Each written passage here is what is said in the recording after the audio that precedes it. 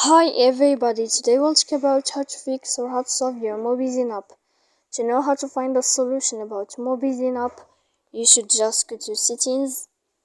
After that we click apps, default apps, app settings.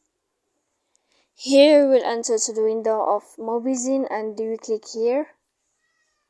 After that, in this page of app unfold, we click on force stop and we click OK. Then we'll enter to the window of storage. After that, we click on first stop and we click clear cache. Then you can go to Play Store. You can search about Mobizen. Here. You can search about Mobizen app. If you find your update in this blue sign, then you can click to update your app. So please don't forget to support us, like and subscribe. See you next time in another video, and thank you for your attention.